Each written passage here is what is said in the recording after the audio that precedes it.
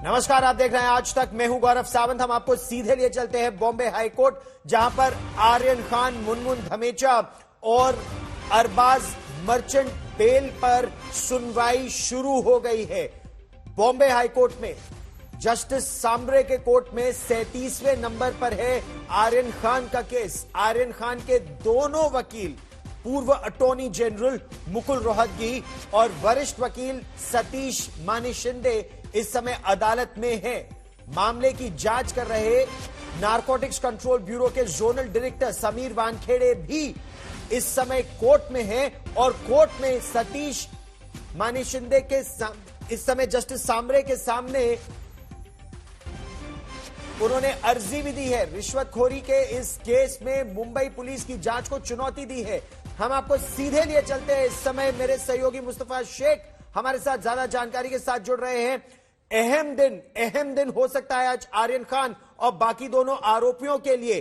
क्या अभी एनसीबी ने अपना पक्ष रखना शुरू कर दिया है या कुछ समय मुनमुन धमेचा की दलील भी सुनी जा रही है?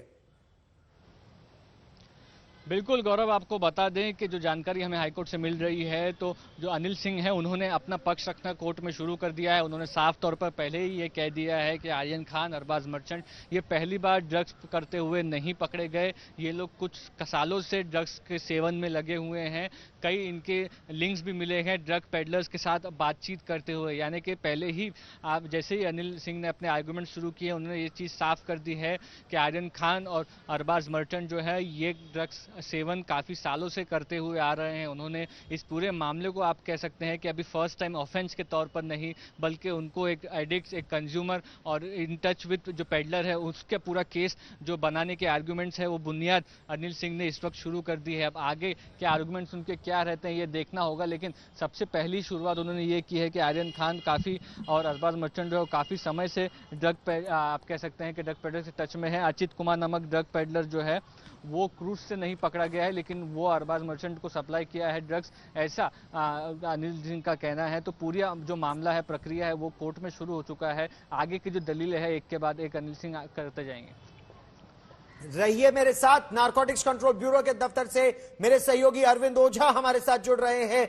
अरविंद, कितनी लंबी चलने की उम्मीद है नारकोटिक्स कंट्रोल ब्यूरो की जो दलील है, क्योंकि साथ ही साथ अब एक नया पेच इसमें जुड़ता जा रहा है। जिस तरह से समीर वानखेड़े हाईकोर्ट में कह रहे हैं कि अगर उनके खिलाफ कोई जांच होती है तो वो सीबीआई करे वो जांच और मुंबई पुलिस नहीं, ऐसा क्यों? जी देखिए, लगातार पहले वो सेशन कोर्ट भी मूव किए थे, अगर आपको याद हो तो हाई कोर्ट में सुनवाई से पहले Sameer Wankhede individually session court पहुंचे थे। उसके अलावा नारकोटिक्स कंट्रोल ब्यूरो की टीम भी पहुंची थी सेशन कोर्ट, जहां पर खुद समीर वानखेड़े ने विटनेस बॉक्स में खड़े होकर जज को कहा था कि उनको टारगेट किया जा रहा है, उनकी फैमिली को टारगेट किया जा रहा है। जब से इस केस से वो जुड़े हैं वही सेम चीज लेकर वो हाईकोर्ट पहुंचे हुए। हालांकि उन्होंने सीबीआई जांच की मांग की है। इन सबके बीच जो जिस पर सबकी निगाहें टिकी हुई हैं गौरव, वो है मुंबई हाई कोर्ट में हियरिंग। तो मुंबई हाई कोर्ट में हियरिंग 39 नंबर सीरियल जो आर्यन केस का था उसकी सुनवाई हो चुकी है। एएसजी अनिल सिंह जो नारकोटिक्स कंट्रोल ब्यूरो के वकील हैं, वो एक एक करके जो डिफेंस के लॉयर हैं उनके आर्गुमेंट को काउंटर कर रहे हैं और उन्होंने कहा कि आर्यन और अरबाज अभी से नहीं, कई सालों से ड्रग्स ले रहे हैं, हार्ड ड्रग्स ले रहे हैं। इस मामले में ड्रग पैडलर को भी गिरफ्तार किया गया है। न सिर्फ ड्रग ले रहे थे बल्कि ड्रग को प्रोक्योर भी कर रहे थे। तो ये आर्गुमेंट अभी एएसजी अनिल सिंह ने किया। तो देखिए, जैसा आपने पूछा, मुझे ऐसा लगता है और कल बकायदा जस्टिस सांबरे ने पूछा भी था एएसजी से कि आप कितना वक्त लेंगे आर्गुमेंट करने के लिए, काउंटर करने के लिए, तो उन्होंने कहा था 1 घंटा। मुझे लगता है 1 घंटे से कुछ आगे पीछे वक्त हो सकता है।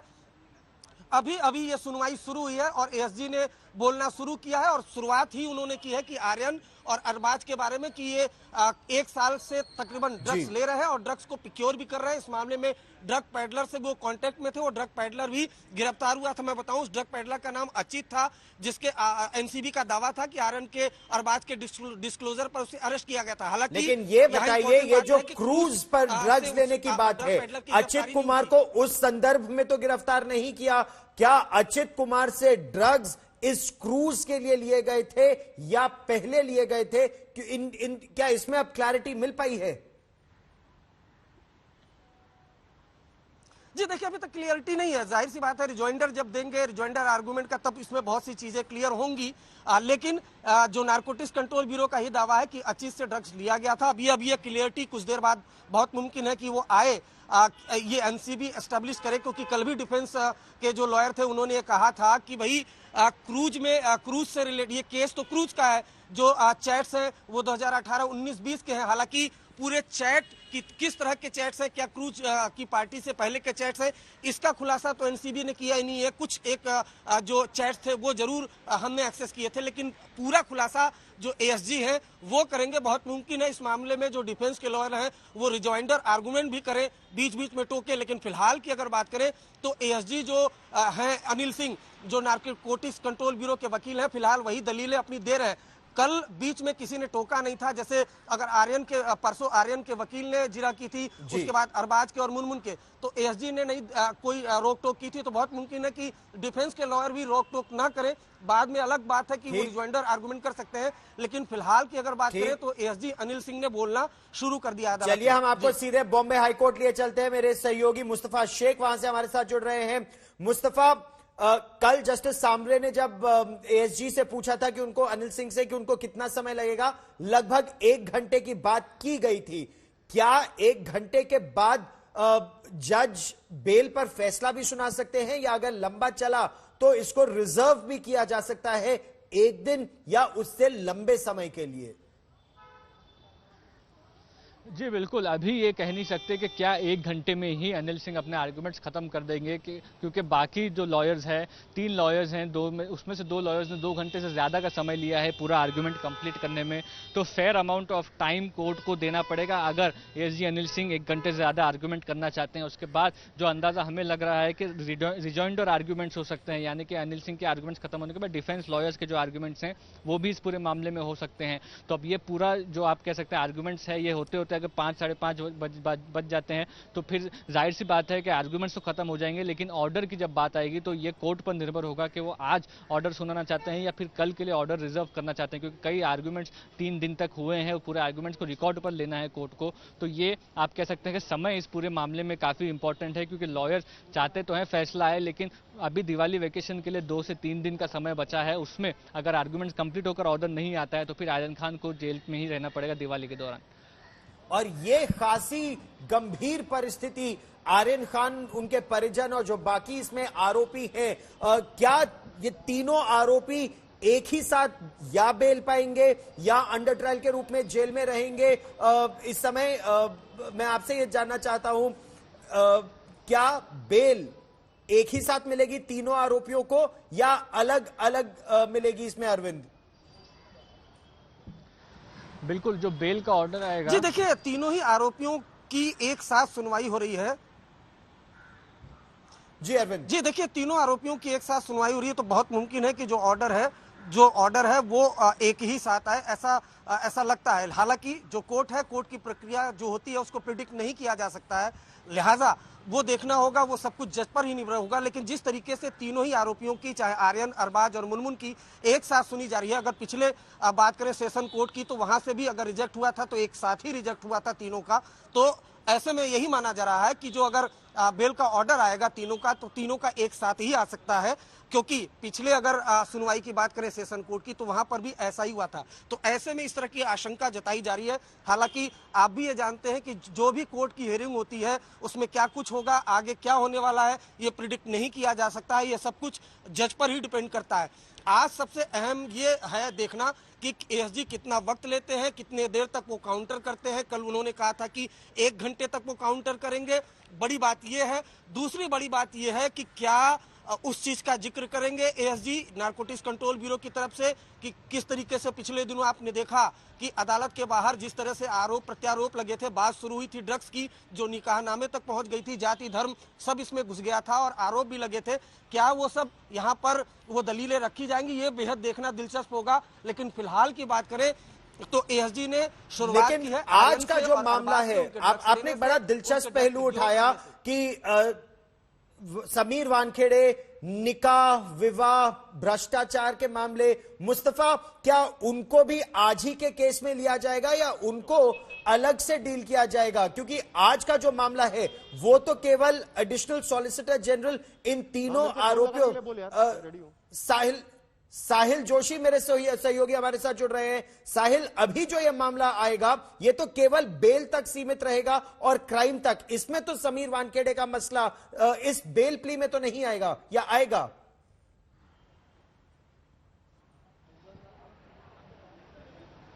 एक मिनट में हम साहिल के साथ अपना संपर्क दोबारा साधने का प्रयास करेंगे, लेकिन अरविंद, अभी जो मामला है वो तो केवल बेल तक सीमित है और इस मामले में आर्यन खान के वकील पहले ये साफ कर चुके हैं कि जो एक वरिष्ठ मंत्री ने यानी नवाब मलिक ने जो आरोप लगाए हैं उससे इस केस का इनका कोई लेना देना नहीं, या फिर जो बात भ्रष्टाचार की, कथित भ्रष्टाचार की 25 करोड़ की उठ रही है उससे आर्यन खान का कोई लेना देना नहीं है। जी देखिए, मैं आपको यहाँ एक चीज क्लियर कर दूं, जब इस केस की सुनवाई होनी थी तो इसी अदालत में नारकोटिक्स कंट्रोल ब्यूरो की तरफ से हलफनामा दाखिल किया गया था, जिसमें यह कहा गया था कि गवाहों को प्रभावित किया जा रहा है। साथ ही साथ शाहरुख खान की जो मैनेजर हैं पूजा डडलानी, वो प्रभावित कर रही हैं, प्रभावित करने की कोशिश कर रही है गवाहों को और जो पंच है उनको। तो ये बातें इसी अदालत में कही गई हैं। इसी वजह से मैंने कहा कि ये देखना दिलचस्प होगा क्या इन पहलुओं को भी एएसजी बाद में उठा सकते हैं। हालांकि अभी जो आर्गुमेंट चल रहा है वो इसी बात पर चल रहा है, आर्यन और अरबाज को लेकर, और साथ ही साथ जो विद्या हमें बता रही है अदालत से जो कुछ भी आर्गुमेंट हो रहा है उसके मुताबिक फिलहाल जो नारकोटिक्स कंट्रोल ब्यूरो के वकील है एएसजी, वो बाकायदा ये बता रहे हैं कि जो अरबाज और आर्यन है वो दोनों दोस्त हैं और वो दोनों एक साथ रहते हैं और बाकायदा वो दोनों एक साथ क्रूज पार्टी में गए थे। तो देखिए, इस मामले में सेक्शन 29 एनडीपीएस एक्ट भी लगाया है नारकोटिक्स कंट्रोल ब्यूरो ने, जैसा कि डिफेंस के लॉयर सेशन कोर्ट में उन्होंने कहा था और बार बार कि सभी अलग अलग क्रूज में पहुंचे थे। लेकिन अच्छा, लेकिन एक बहुत बड़ी बात इसी समय विद्या मुंबई से हमें बता रही है और इस पहलू पर मैं आना चाहूंगा। ये जो इस समय कोर्ट में additional solicitor general Anil Singh अपना पक्ष रख रहे हैं, वो ये कह रहे हैं कि इसमें दो राय नहीं कि आर्यन और अरबाज मित्र है, एक साथ आए थे, दोनों एक साथ आए थे और दोनों को एक साथ ही रहना था।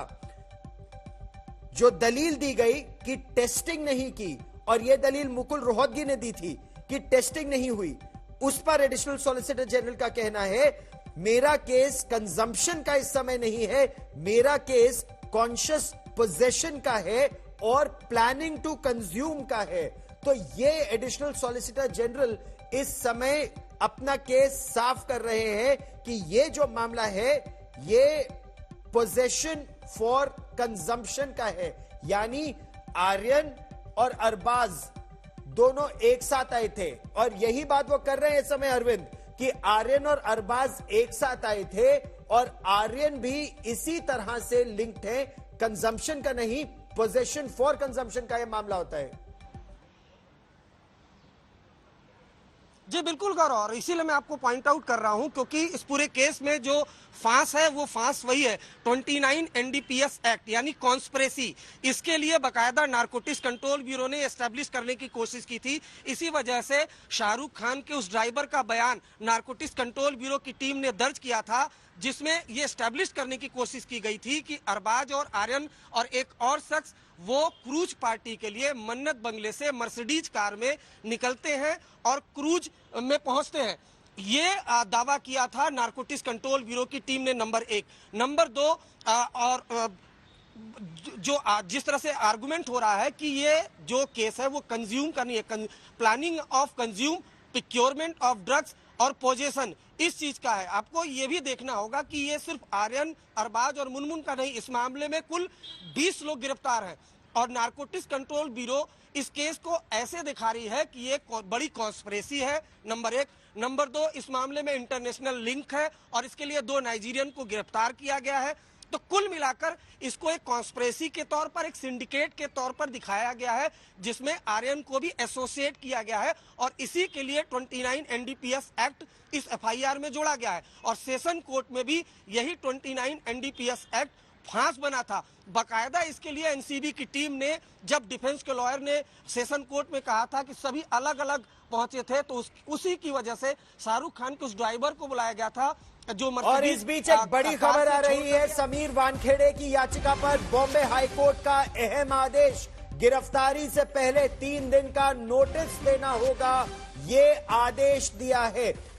समीर वानखेड़े को इस बात का डर था कि मुंबई पुलिस अगर इस केस की जांच करेगी तो उनकी गिरफ्तारी हो सकती है। उन्होंने ये याचिका दाखिल की कि ये मामला सीबीआई इसकी पड़ताल करे।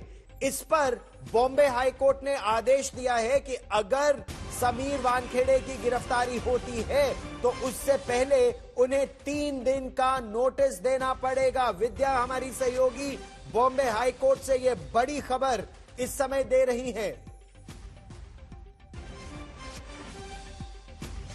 बड़ी खबर है इस समय की, क्योंकि डर था समीर वानखेड़े को कि उनको गिरफ्तार किया जा सकता है। उन्होंने ये कहा भी कि उन पर आक्षेप लगाए जा रहे हैं, उन पर, उनकी पत्नी पर, उनके परिवार पर।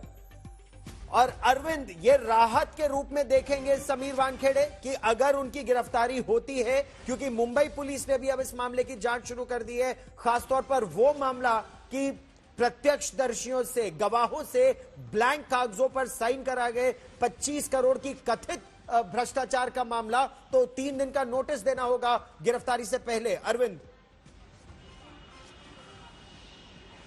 जी बिल्कुल, देखिए वानखेड़े को ये आशंका जरूर है, क्योंकि जो प्रभाकर है उसको 2 से 3 दिन तक मुंबई पुलिस ने उससे पूछताछ की।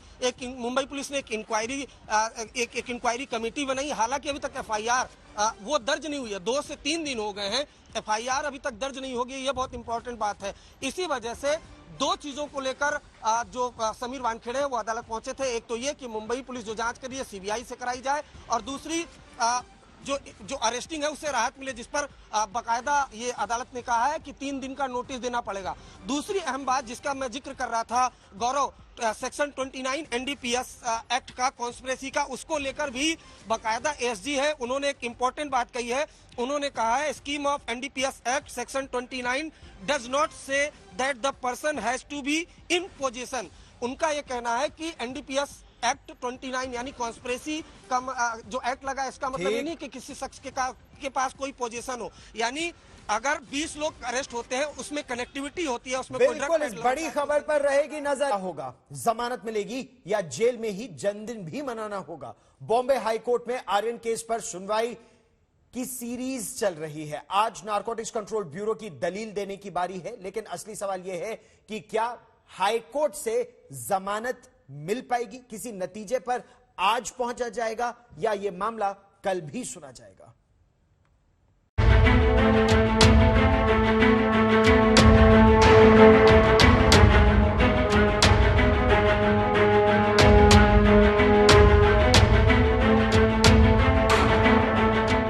आर्यन खान के लिए इंतजार का दायरा बढ़ता ही जा रहा है। बहस और दलीलों के दौर के बीच आर्यन खान का एक एक पल आर्थर रोड जेल की 4 दीवारियों के बीच मुश्किलों से बीत रहा है।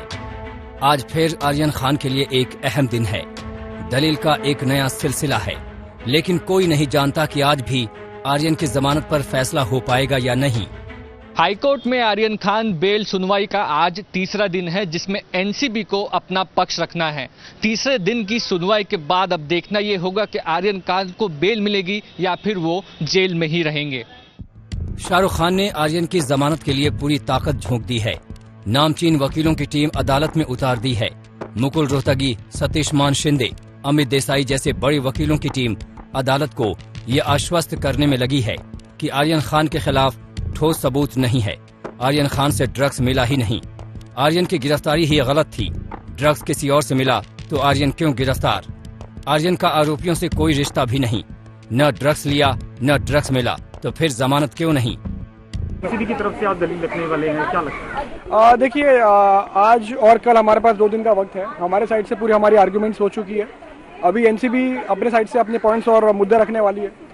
हम पूरी उम्मीद करते हैं कि आज जो है सफिशिएंट टाइम हमको जितना भी मिलेगा उसके हिसाब से हम पूरी अपनी आर्ग्यूमेंट्स और काउंटर आर्ग्यूमेंट्स पूरी तरीके से हम अपनी वाइंड अप कंप्लीट करवा देंगे।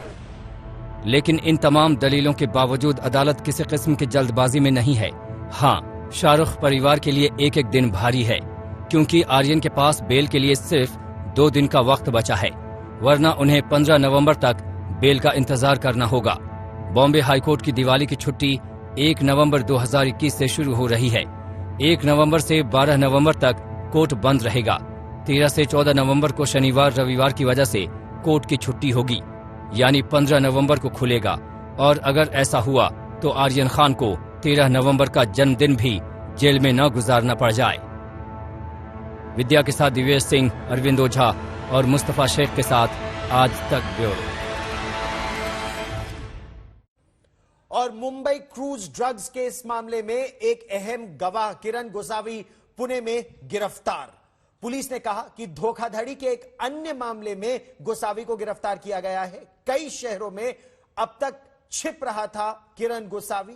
8 से 10 लोकेशन पर भागता भी रहा, नाम बदल कर रहा, लेकिन पुणे में आखिरकार हुई गिरफ्तारी। ये हमारे पास 2018 में एक केस था चीटिंग का, 420 और आईटी एक्ट के हिसाब से एक आदमी को नौकरी लगाने की बात हुई थी, मलेशिया भेजा गया था और उसमें उस आदमी की चीटिंग हुई। उसके बेसिस पर हमारे यहाँ जो केस दाखिल हुआ वो 2019 में चार्जशीट हुआ था और उस टाइम किरण गोसावी को अरेस्ट नहीं किया गया था और फरारी घोषित किया गया था। उसी केस में बाद में कुछ घटनाएं हुई और उसका फोटोग्राफ सोशल मीडिया में वायरल हुआ, तो मालूम चला हमारे यहाँ वो केस पेंडिंग है।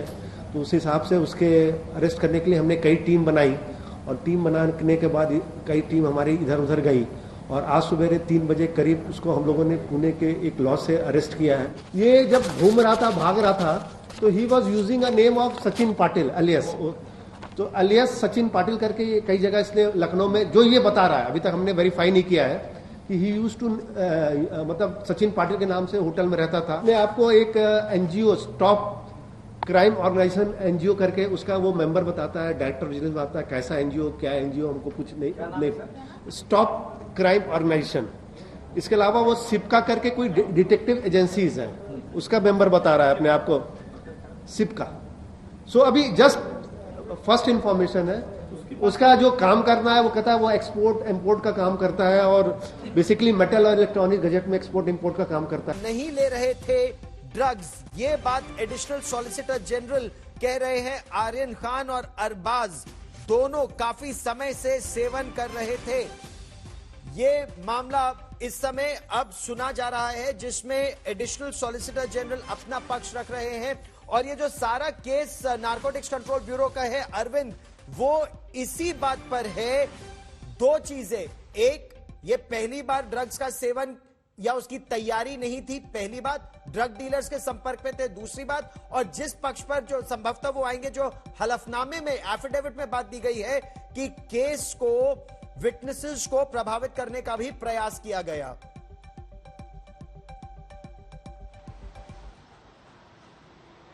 जी बिल्कुल, देखिए, और अब काफी इंपॉर्टेंट बात इसमें यहाँ पर आएगी। 2 अक्टूबर को ये रेड हुई थी।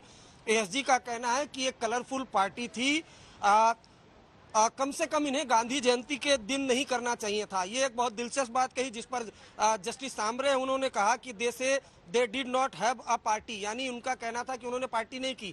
जैसी बात भी आ रही थी कि क्रूज में दाखिल होने से पहले ही आर्यन और अरबाज को पकड़ लिया गया था, जब सिक्योरिटी चेकिंग हो रही थी, जिसमें एनसीबी की टीम ने दावा किया था कि जो शूज था, उस शूज में अरबाज के वो 6 ग्राम जो ड्रग्स थी वो रिकवर की गई थी। तो इस तरह की दलीलें वो लगातार जो दे रहे एएसजी अनिल सिंह। लेकिन बीच बीच में यहाँ दिलचस्प यह है कि बाकायदा जज जो है वो टोक कर सवाल भी पूछ रहे हैं एएसजी से। लेकिन कुल मिलाकर बात की जाए तो शुरुआत वहीं से हुई कि आर्यन और अरबाज काफी वक्त से ड्रग्स ले रहे हैं। व्हाट्सएप चैट का हवाला इसमें दिया गया। उसके अलावा ये भी कहा कि हार्ड ड्रग्स ले रहे थे। उसके अलावा ये भी कहा गया कि पैडलर के संपर्क में थे। एक पैडलर गिरफ्तार हुआ था, हालांकि वो क्रूज से गिरफ्तार नहीं हुआ था। ये बेहद दिलचस्प है। तो कुल मिलाकर इस तरह की दलीलें दी जा रही हैं।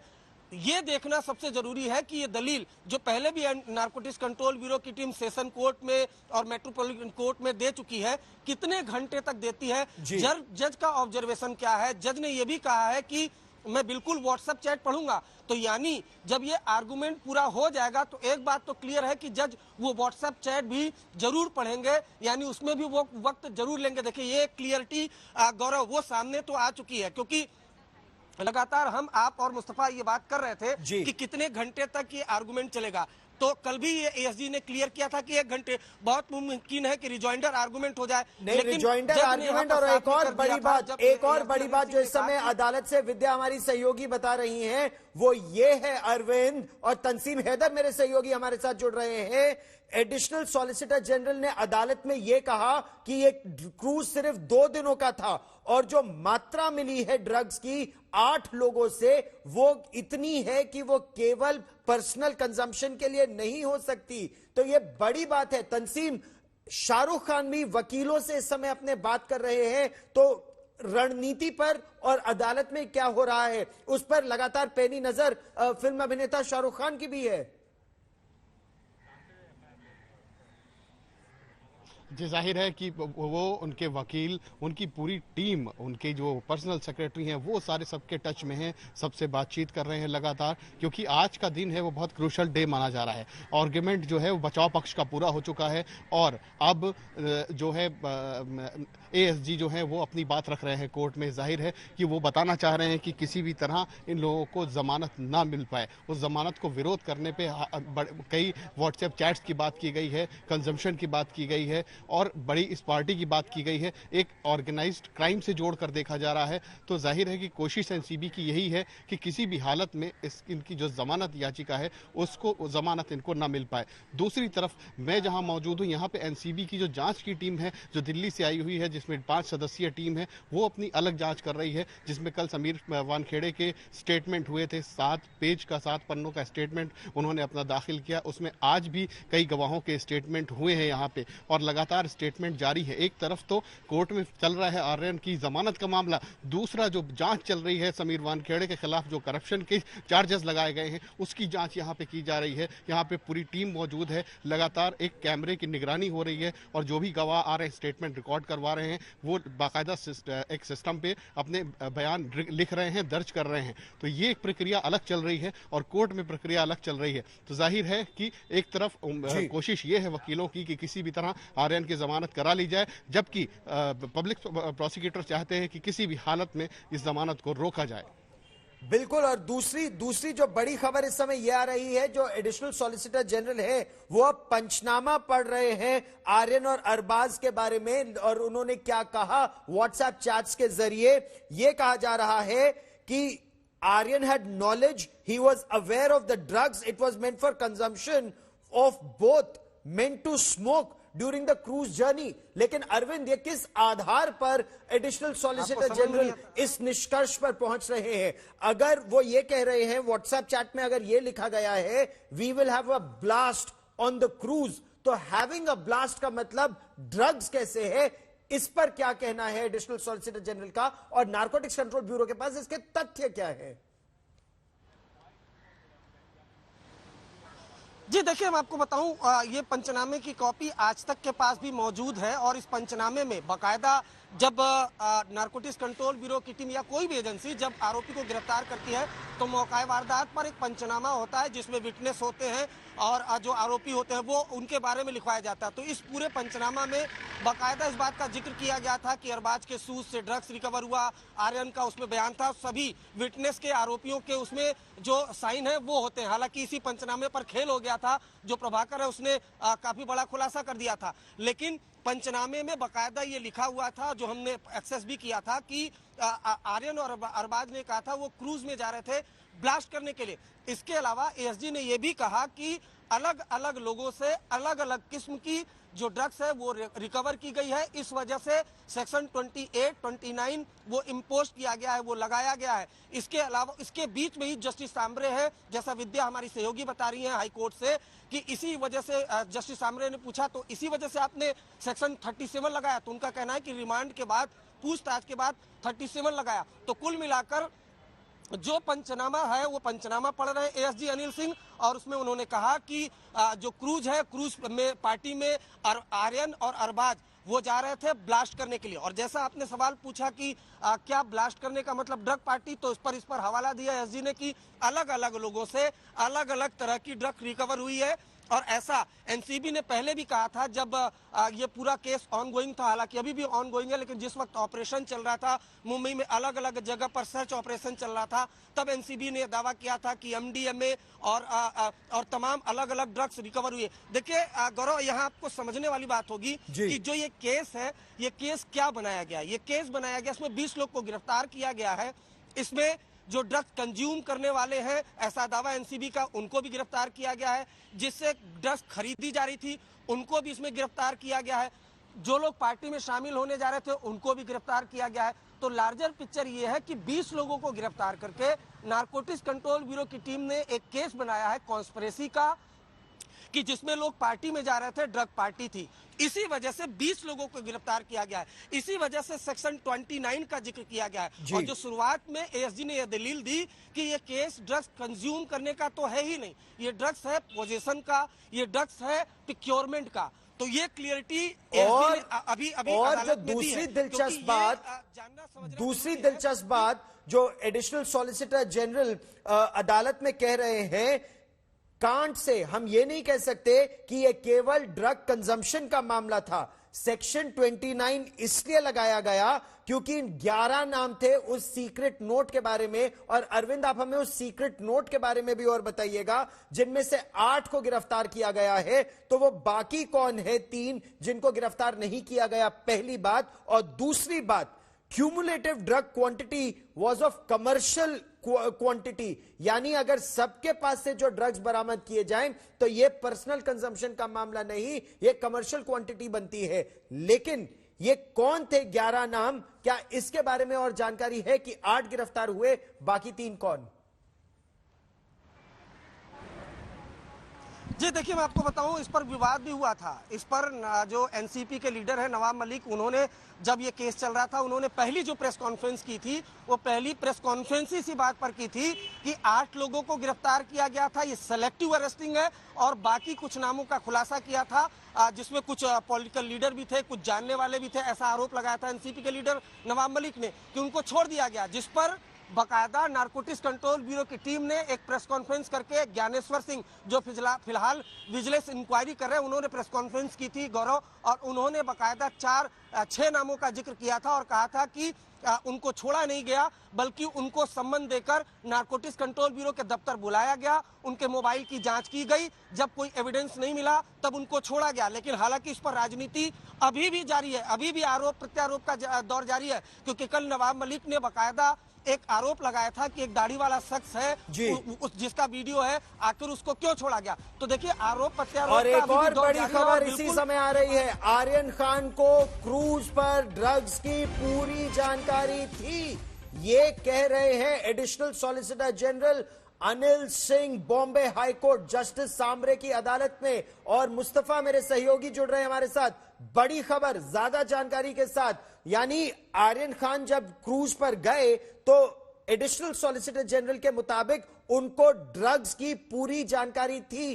किस आधार पर नारकोटिक्स कंट्रोल ब्यूरो इस निष्कर्ष पर पहुंचा है, मुस्तफा?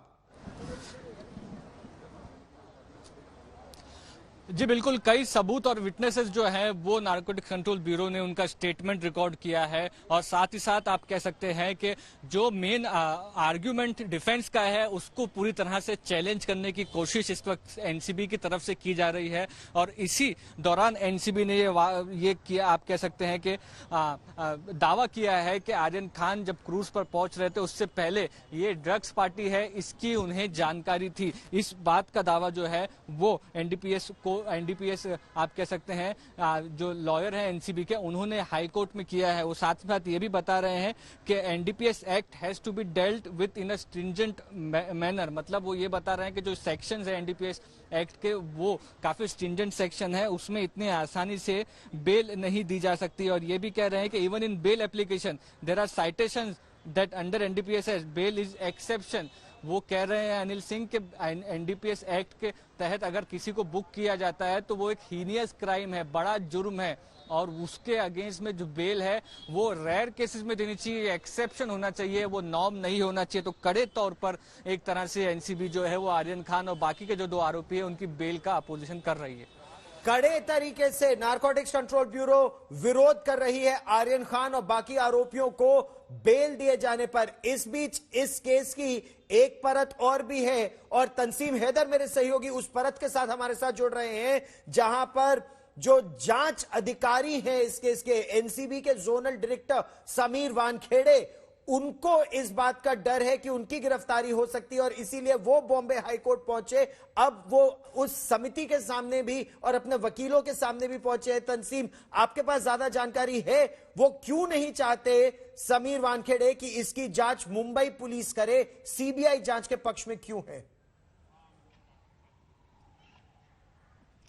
जी देखिए, जाहिर सी बात है कि शुरू से जैसे समीर वानखेड़े पे इल्ज़ाम लगाए गए वो इल्ज़ाम बेहद संगीन थे। उसमें पैसों के ट्रांजैक्शन की बात की गई, उसमें क्रूज से जो कुछ आरोपी थे उनको छोड़ने की बात कही गई, उसमें ये भी आरोप लगाए गए कि क्रूज पार्टी में सैकड़ों लोग जमा थे, उनमें से चुनिंदा लोगों को ही क्यों चुना गया, और जो पंच थे पंचों के पैसे के लेन देन की बात की गई। तो ऐसे जो आरोप लगे वो बेहद संगीन है। यही वजह है कि दिल्ली की 5 सदस्यीय टीम जो है दिल्ली एनसीबी की डीडीजी ज्ञानेश्वर सिंह के अगुवाई में यहाँ पे मौजूद है और वो लगातार यहाँ पे विटनेसेस जो गवाह हैं इस मामले के, जो इसमें शामिल हैं, उनके बयान दर्ज कर रहे हैं। कल से लेकर आज तक, कल भी समीर वानखेड़े के बयान इस मामले में दर्ज किए गए थे। जहां तक मुंबई पुलिस का सवाल है, ये एक बात बिल्कुल साफ है कि समीर वानखेड़े ने जताया है कि उन्हें मुंबई पुलिस पर एतबार नहीं है, विश्वास नहीं है। यही वजह है कि वो बार बार कह रहे हैं कि इस केस की अगर जांच करवानी भी है तो इस केस की जांच सीबीआई को सौंप दी जाए, किसी सेंट्रल एजेंसी को सौंप दी जाए, और वो मुंबई पुलिस पर यकीन नहीं कर रहे हैं। और उन्हें इस बात का डर भी है कहीं ना कहीं, मुझे लगता है कि एफआईआर करके कहीं मुंबई पुलिस उन्हें अरेस्ट ना कर ले, क्योंकि इल्जाम जो लगाए गए हैं और वो बेहद संगीन है। तो यही वजह है कि उन्होंने कोर्ट में अपनी अर्जी दाखिल की और कोर्ट ने ये भी कहा, कोर्ट ने उन्हें रिलीफ दिया है ये कहते हुए कि कोई भी गिरफ्तारी अगर उनकी होती भी है, किसी मामले में करने की जरूरत पड़ती भी है, तो जो भी एजेंसी होगी, जो भी पुलिस होगी, मुंबई पुलिस उनको 3 दिन पहले इस बात के लिए इन्फॉर्म करेगी कि उनकी गिरफ्तारी की जानी है। तो जाहिर है उनके लिए रिलीफ तो है, लेकिन ये बात साफ हो गई है कि कहीं ना कहीं उनको इस बात का अंदेशा जरूर है कि मुंबई पुलिस उन्हें किसी भी वक्त गिरफ्तार कर सकती है। गौरव, अब ये मामला ना ऐसा नजर आता है कि एक स्टेट एजेंसी और एक सेंट्रल एजेंसी के बीच में मुझे लगता है घूमता हुआ दिखाई दे रहा है कि सेंट्रल एजेंसी है, उसने क्रूज पार्टी में एक रेड की, इन्वेस्टिगेशन शुरू किया, उस इन्वेस्टिगेशन को गलत बताने की कोशिश स्टेट एजेंसी और पड़ाव पर है इस समय उसकी तरफ से शामिल लोगों ने किया। आर्यन खान का क्या होगा? जमानत मिलेगी या जेल में ही जन्मदिन भी मनाना होगा? बॉम्बे हाईकोर्ट में आर्यन केस पर सुनवाई की सीरीज चल रही है। आज नारकोटिक्स कंट्रोल ब्यूरो की दलील देने की बारी है, लेकिन असली सवाल यह है कि क्या हाईकोर्ट से जमानत मिल पाएगी? किसी नतीजे पर आज पहुंचा जाएगा या यह मामला कल भी सुना जाएगा?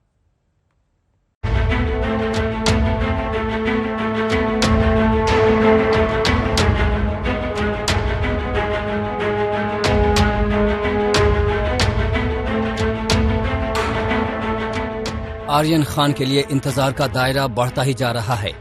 बहस और दलीलों के दौर के बीच आर्यन खान का एक एक पल आर्थर रोड जेल की 4 दीवारियों के बीच मुश्किलों से बीत रहा है।